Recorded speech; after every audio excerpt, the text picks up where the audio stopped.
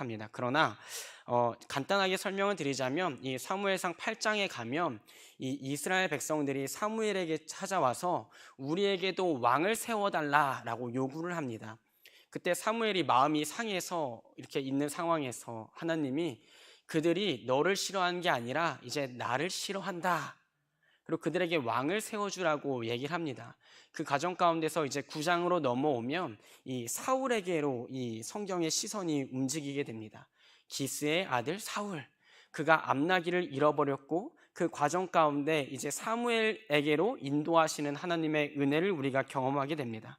특별히 우리가 방금 나눈 이 9장 15절에서 17절은 하나님이 왕에게 맡기신 사명은 무엇인가, 즉 이스라엘 초대 왕, 즉 사울에게 어떤 사명을 맡기시는가, 그로 말미암아 이 예수 그리스도의 사명과 또한 우리 남은 교회, 우리 교회의 사명이 무엇인지를 한번 확인해 보려고 합니다. 특별히 오늘 본문은 사무엘에게 사울이라는 사람을 만날 것이고 그에게 이러한 내용을 전달해 줘라 라고 얘기합니다. 그 주된 내용은 이것입니다. 너는 그에게 기름을 부어 내 백성 이스라엘의 지도자로 삼으라. 그가 내 백성을 블레셋 사람들의 손에서 구원하리라. 내 백성의 부르짖음이 내게 상달되었으므로 내가 그들을 돌보았노라 하셨더니, 여기서 중요한 것은 무엇입니까? 첫 번째로 왕을 세우시는 목적은 하나님의 백성을 구원하기 위해서 세우신다는 것입니다. 즉 왕이라는, 우리가 쉽게 말하면 어떤 왕 하면은 이 리더의 자리를 얘기하잖아요. 왕으로 세워진다는 것은 어떤 권력을 누리고 아랫사람들에게 자신의 힘으로 횡포를 부리는 것이 아니라 오히려 자신에게 주어진 그 권력으로 하나님의 백성을 다스리고 하나님 앞에서 그 백성들을 위하여 싸워주는 사명이 있다는 것입니다.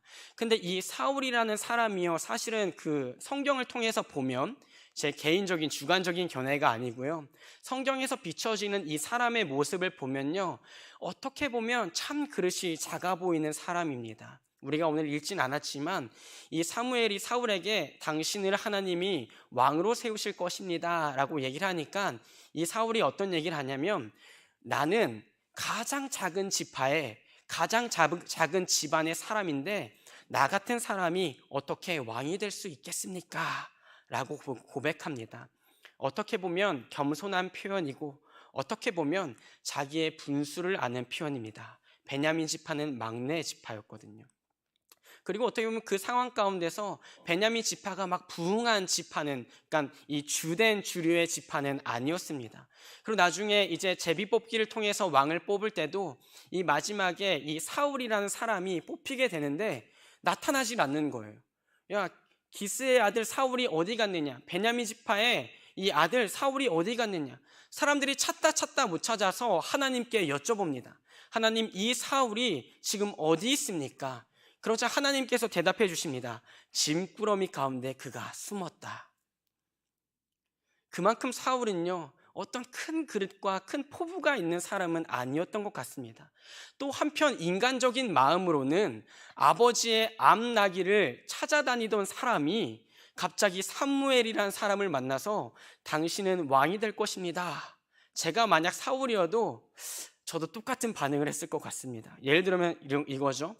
저희가 교회에서 이 설교 강단이 사역자들이 쓰지만 어느 날 막 제가 기도를 하다가 누구 권사님 혹은 집사님, 어쩌면 중고등부 죄송하지만 서윤이가 여기 있는데 서윤이한테, 서윤아 다음 주 금요예배 강단은 너에게 맡긴다.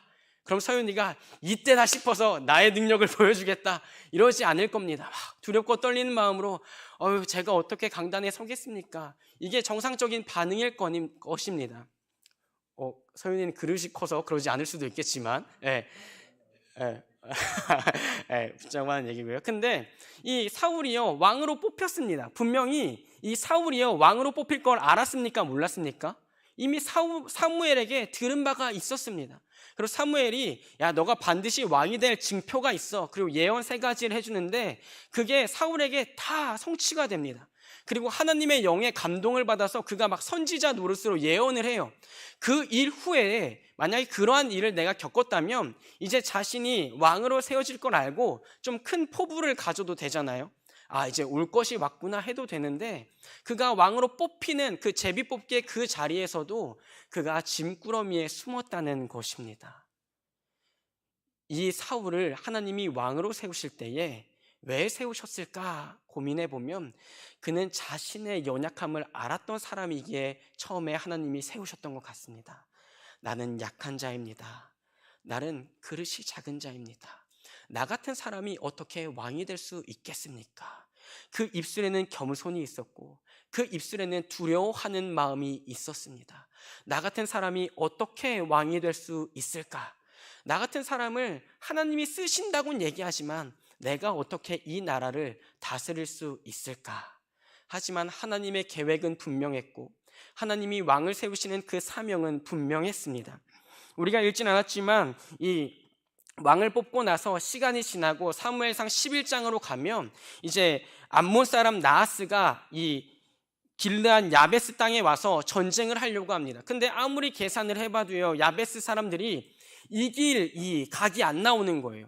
이길 계산이 안 나오니까, 야, 너네 갑자기 쳐들어와서 왜 그러냐? 우리랑 이 언약을 맺자, 화친을 맺자. 우리가 너희의 종으로 들어가겠다. 근데 그 정도면 받아줘야 되는데 이 이방인들이 어떤 얘기를 하냐면, 아니, 너희의 오른쪽 눈을 우리가 다 빼버릴 것이다. 그 정도로 해야 우리가 화친을 받아줄 것이다. 이게 무슨 얘기예요? 화친을 받아줄 생각이 없다는 것이죠. 이 얘기를 듣고 야베스 사람들이 각 지파에 이 구원할 자들을 찾으려고 이 전령을 보냅니다. 근데 그때 어떤 놀라운 일이 벌어지냐면, 이 얘기를 듣고 소를 데리고 밭을 이 경작하던 사울이 이 얘기를 듣고, 이 성경이 이렇게 얘기합니다. 사울이 이 말을 들을 때에 하나님의 영에게 크게 감동되매 그의 노가 크게 일어나더라. 지금 어떤 얘기입니까?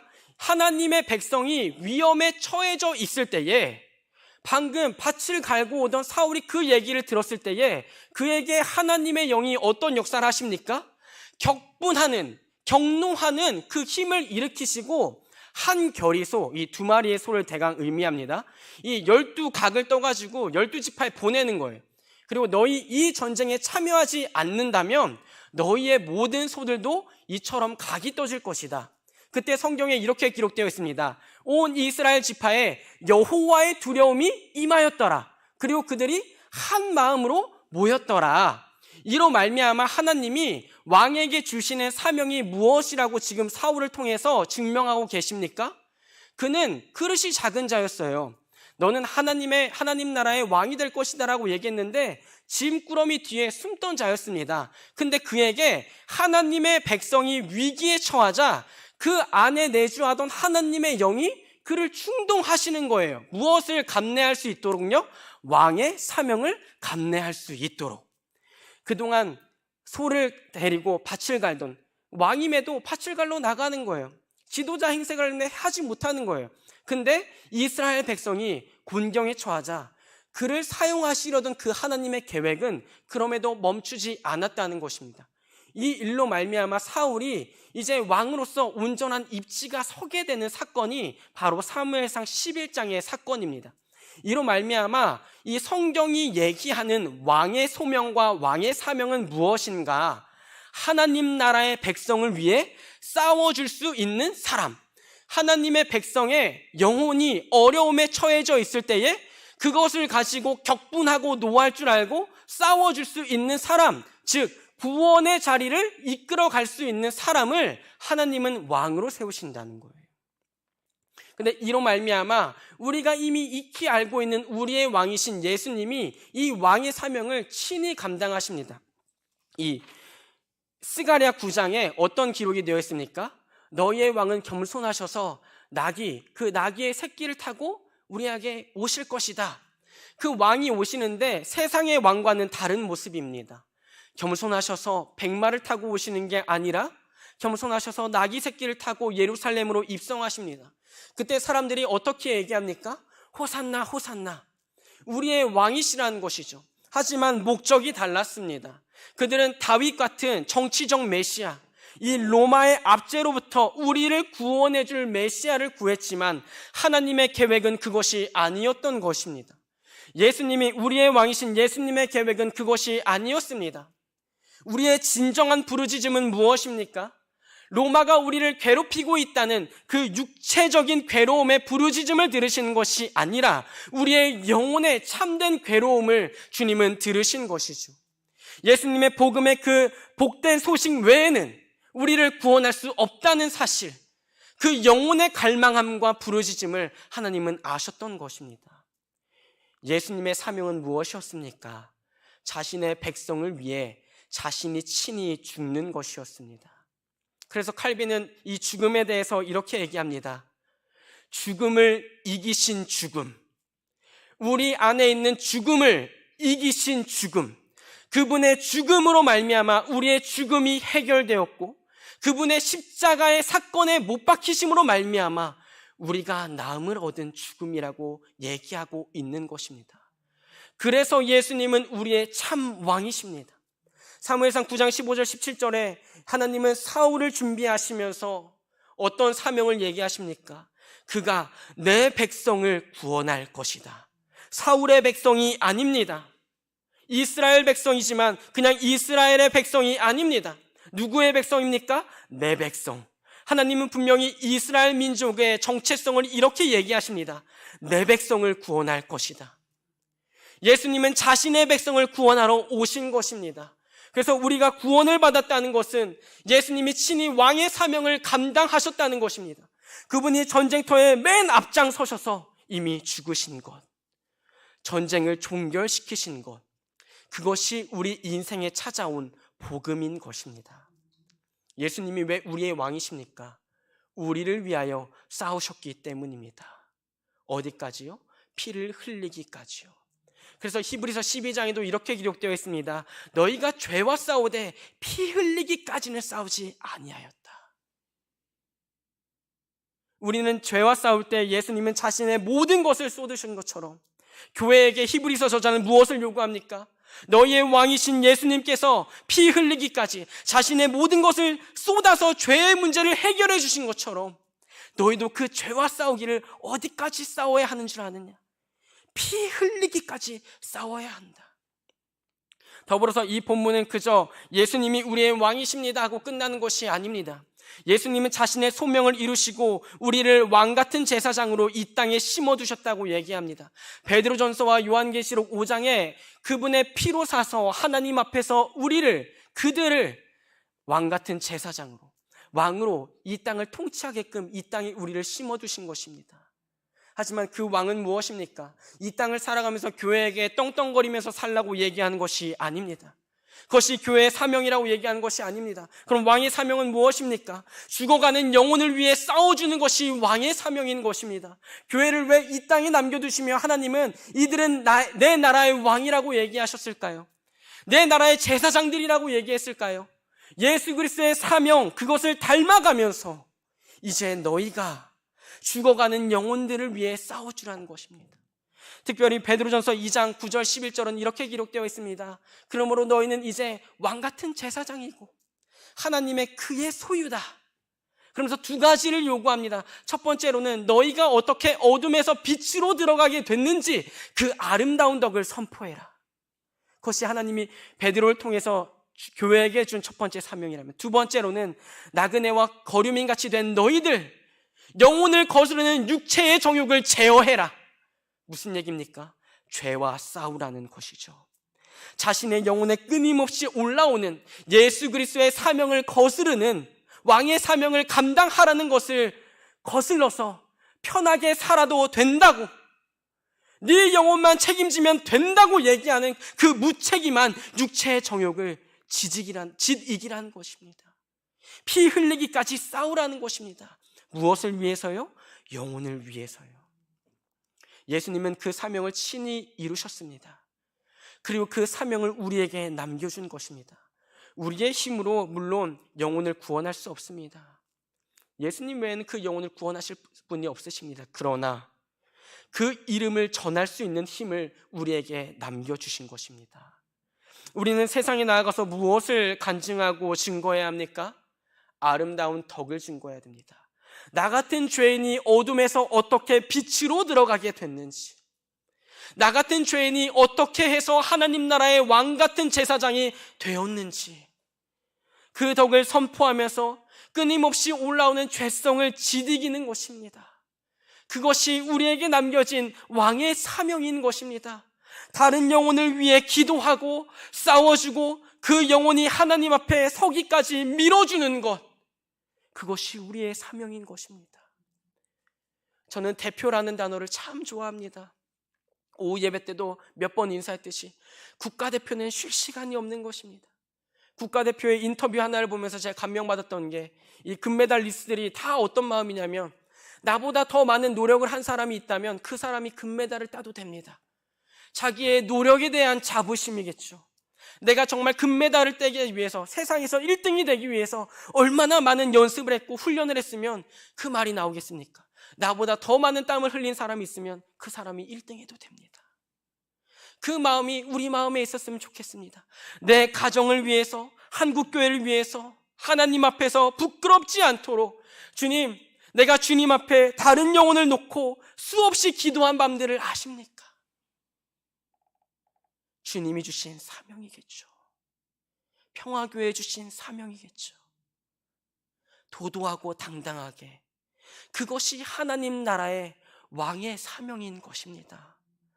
세상의 왕과는 다르게 모든 것을 누리고 다스리고 폭정을 일삼는 것이 아니라, 남들 위에 있는 것이 아니라, 그 누구보다 앞장서서 이스라엘 민족의 위기가 찾아왔을 때 하나님의 영에 감동되어서 밭을 갈던 사울이 자신의 밭을 갈던 소를 각을 뜨고 12지파에 뿌리면서, 지금 하나님 나라 백성을 구해야 되는데 뒤로 빠지는 자는 그들의 모든 소를 내가 이렇게 만들겠다고.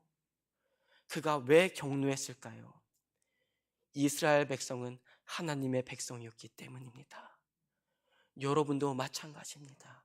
여러분은 하나님의 백성입니다. 여러분의 영혼을 위해 사역자들이 기도한 이유는 우리 교회 성도, 우리 부서의 누구가 아니기 때문에 하나님의 소유이기 때문입니다. 그래서 기도를 게을리할 수 없는 것이고, 그래서 말씀 준비를 게을리할 수 없는 것입니다. 내 교회, 내가 사역하는 것이 아니라 하나님이 맡기신 교회에 하나님이 부르신 자녀들이고 하나님이 맡기신 자녀들이기에 하나님의 소유이기 때문에, 여러분의 영혼이 무너지는 것 같을 때에 그것과 함께 싸워줄 수 있는 영역을 하나님이 사역자들에게, 그리고 목자들에게, 리더들에게 부어주시는 것입니다. 오늘 이 저녁에 여러분 무슨 마음으로 모이셨습니까? 전 여러분 각 영혼이 각 가정의 대표 선수가 되기를 소망합니다. 그래서 누군가 영혼이, 내 가정에 누군가 영혼이 지쳤을 때에, 주님, 내게도 내 자녀를 위해서, 우리 교회 목원을 위해서, 우리 교회 성도를 위해서 싸워줄 수 있는 하나님의 영을 부어주사, 그의 영혼이 지치고 무너진 것 같을 때에 나에게도 성령이 다시 충만케 일으켜주셔서 그 영혼과, 주님, 내가 싸워주겠습니다, 그 영혼을 위해서 내가 기도하겠습니다, 왕의 사명을 감당할 수 있는 평화교회가 되기를 소망합니다. 말씀을 마무리하려고 합니다. 참된 왕이신 그리스도께서는 우리를 통치하실 때에 자신의 모든 것을 쏟아 부어 주심으로 우리의 왕이심을 입증하셨습니다.